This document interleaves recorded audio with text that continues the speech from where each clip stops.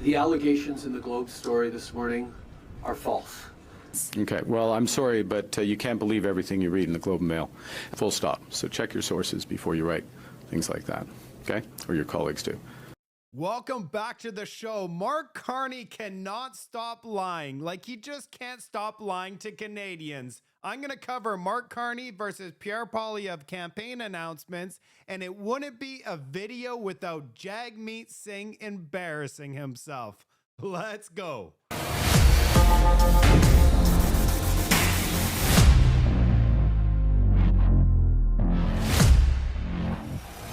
As you saw in the intro, Mark Carney says he's never met with the Beijing-friendly group JCCC. He says that the Globe and Mail is lying and spreading disinformation without checking sources. Check out the JCCC's website.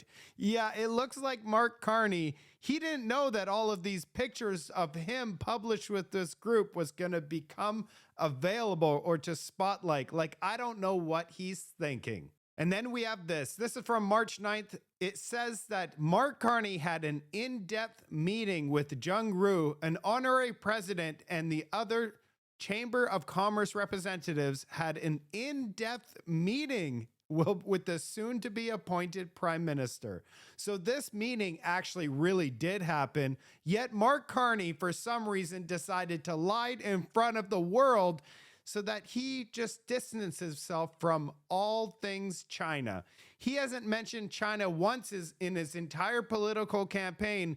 Everything is about Orange Man bad. China imposed a massive tariff on our agriculture in Canada, and we haven't heard anything from our politicians in Ottawa. It's unbelievable.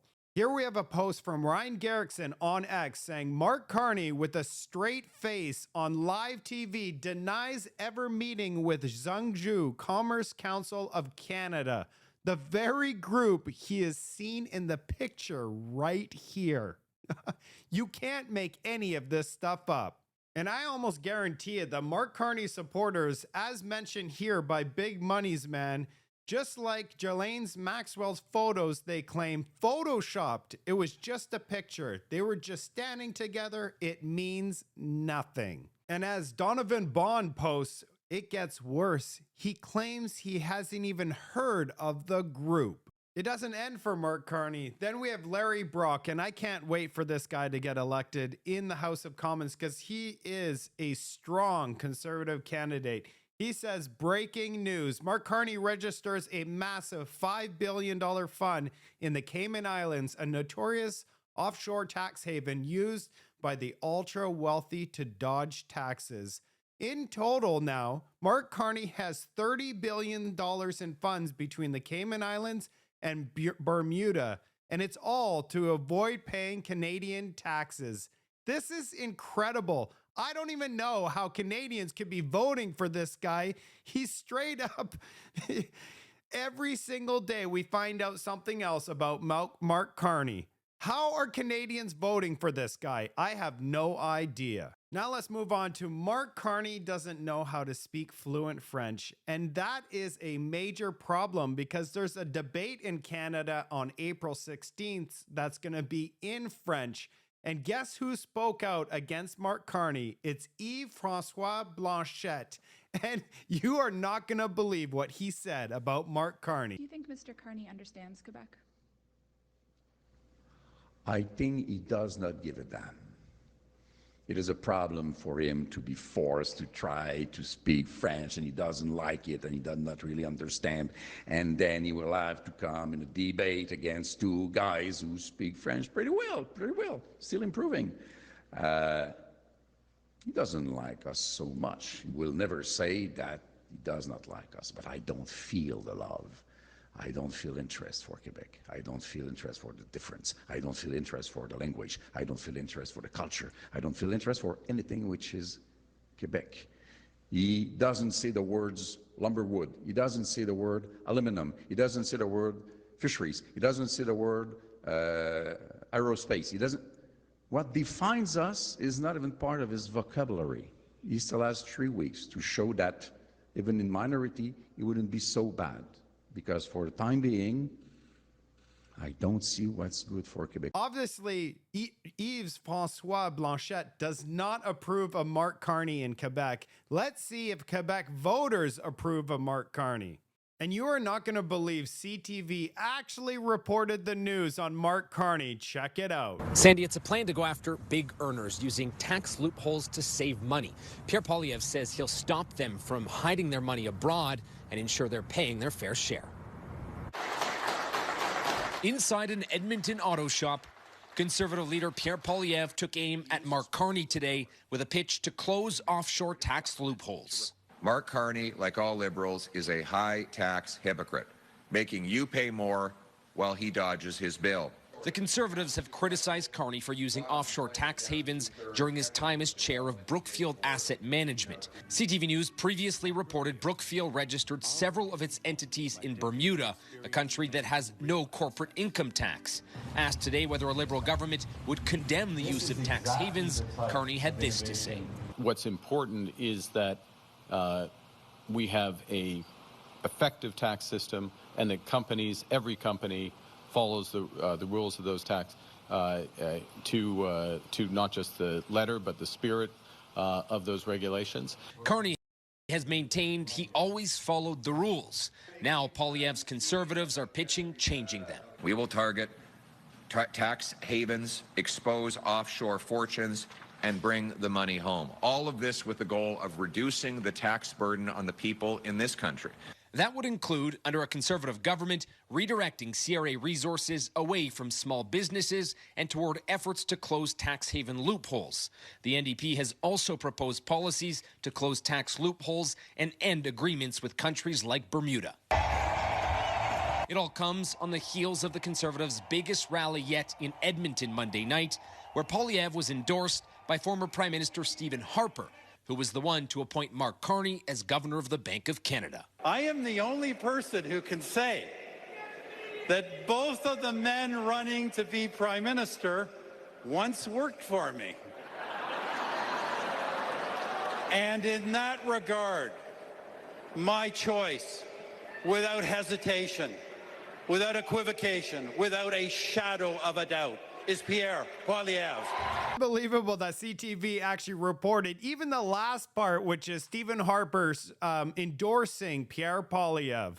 And guess who came out to endorse Mark Carney? This is not going to help Mark Carney's campaign. Everyone in Canada, including the Liberals, do not like Justin Trudeau. As you know, we are in a federal election once again, and for the first time in 18 years, I'm not running in that federal election. It was a long time serving and leading in for the community here. But I am very, very happy to introduce to you someone who will be a worthy successor to me as Member of Parliament for Papineau, someone who I've known for over a dozen years, who's worked beside me and alongside me in serving the people all across the country. So I certainly hope you will continue in this important moment to support the Liberal Party, to stand up for Canada against the challenges we're facing around the world, but also to make sure you have a strong, vibrant voice here in Papineau, in this wonderful community. You know what? I guarantee you they told Justin Trudeau, you need to stay clear of this election for 30 days. Then you could do whatever you want. But this video surfaced and yeah, we exposed it to the world. Then we have Mark Carney say that he wants Canada to be the energy superpower of the world as long as we get to net zero. And the US is not trying to get to net zero, and the rest of the world is just in Canada. We just have to get to net zero with Mark Carney. Maybe as much as half of oil reserves, proven reserves, need to stay in the ground if we're going to get to where we are. We can't meet our ultimate objectives, which is to get to net zero emissions. We can't get there unless we do not just have a cap on emissions, but those emissions are brought effectively to zero. You know, the stranded asset problem in the energy sector is going to crystallize sooner than people think. There will be a glut of oil, and the wisdom of developing new fields just from an economic perspective, can be called into question. How do you reconcile keeping Bill C-69 with your plans to build infrastructure in Canada? Do you plan to repeal Bill C-69? We do not plan to repeal Bill 69, to answer your question directly. What we have said is society is putting tremendous value on achieving net zero. So the companies and those who invest in them and lend to them who are part of. Let me stop that right now. No, societies aren't doing that. It's just him and his globalist partners that are pushing this down on us. We actually don't want this net zero thing. We could do it through innovation. We don't need the government to impose all of their regulations on us so that we conform. It's just going to make things more expensive for everybody. Solution will be rewarded. But those who are lagging behind and are still part of the problem will be punished. So to get to net zero, we need to electrify everything and make electricity green. And get this, the EU today paused their retaliatory tariffs against the US because Trump announced that 90-day tariff freeze. Most of the world is backing down, but Canada and China, we're fighting back. Yeah, Mark Carney, he hit the US with that 25 auto tariff. And here's the EU. They're saying, you know what? We're going to back down because we don't want the retaliatory tariff. The US are going after China. And guess who's siding with China right now? Canada. Who remembers Bill C-63? Well, Mark Carney, who wants to continue the same playbook that the Liberal government left off, because it's the same people that are trying to get reelected, except for Mark Carney, but he has been advising the government for 5 years. Let's hear how he's wrapping Bill C-63 with protecting children online. And with the support of Canadians, my government will act to protect children online and bring those who seek to harm them to justice. We will first introduce legislation to protect children from online exploitation and extortion. We will provide new funding to the Canadian Centre for Child Protection. More money. We will give more tools to law enforcement and to prosecutors. We will raise the maximum sentence for child luring. And when it concerns harms to children, we'll extend both the amount of time data will be preserved and the period during which charges can be brought forth for these crimes. There's nothing wrong with protecting children. Actually, we need to do a better job protecting children. But what the Liberals do is they wrap an important issue that we all could back behind in order to put in these new and other rules where they could go after you online and strip away all of your freedom of speech. We've seen this before in the UK, where Mark Carney's from, where they're banging on doors and 25 people are being arrested every single day for saying something online. That is coming to Canada if you elect Mark Carney. And here is Mark Carney's next announcement. Now, tariffs are not the only American policies that are threatening our economy and our society. They're also threatening the safety of our communities. Criminals are taking advantage of irresponsible American gun laws and their weak border enforcement to bring illegal guns into Canada. Large American online platforms have become seas of racism, misogyny, anti-Semitism, Islamophobia, and hate in all its forms. And they're being used by criminals to harm our children. My government will act. Well, criminals are trying to illegally import guns to Canada. Pierre Poilievre is trying to import irresponsible American-style gun laws into our country. If elected, my government will automatically revoke gun licenses for individuals convicted of violence offenses, including intimate partner violence. Okay, let's stop this right here. That's already a law under the Liberal government from 2019, so there's nothing new here. And how does introducing a new law that he's claiming gonna stop the importation from the US? How is it gonna stop anything? He's going after law-abiding citizens that obtain their licensing. He's not going after those criminals that he said at the beginning. We will strengthen firearms licensing and the so-called yellow and red flag laws that keep weapons out of the hands of those who are a risk to themselves or others. We will invest in the RCMP's National Forensic Laboratories in Ottawa and Surrey and the Saskatchewan Ballistics Lab to increase our capacity to track down guns used in crimes. We will quickly, and I mean quickly, reinvigorate the buyback of assault-style firearms and leave the classification of new firearm models to the RCMP, to the experts, not to the gun industry. No new guns should come into this country before they have been examined and classified by those experts. All right, Canada, I don't see how this is going to slow down or stop any of the crime that's happening on our streets. 85% of the weapons that are used on the streets are coming in from the US.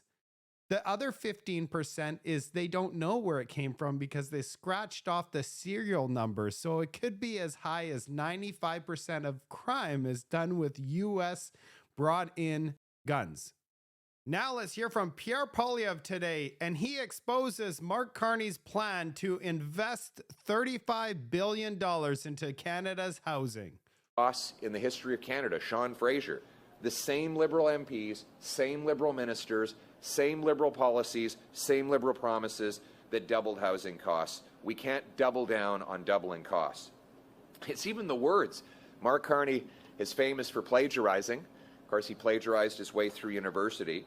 He's now plagiarizing Justin Trudeau. Trudeau said in 2017, we are getting the federal government back into the business of housing. Well, this week, Mark Carney said, we're getting government back in the business of building affordable homes. So it's almost a precise plagiarization of his protege. But the point is, nothing is changing. It's the same Liberal promise. The only difference is now Mr. Carney is promising a $35 billion modular home program. Well, it turns out that Brookfield is invested in modular homes. So he's got another conflict of interest that will be good for him, good for bureaucrats, but won't build any houses for Canadians. So there you have it, Canada. It's everything to do with Mark Carney's wallet. Then we have a reporter that says, will you accept the election results if you are not elected? Let's hear what Pierre Poilievre says. We've met people at your rallies who don't believe the polls. Do you believe the polls, and can you commit today that you will respect the results of the election no matter the outcome?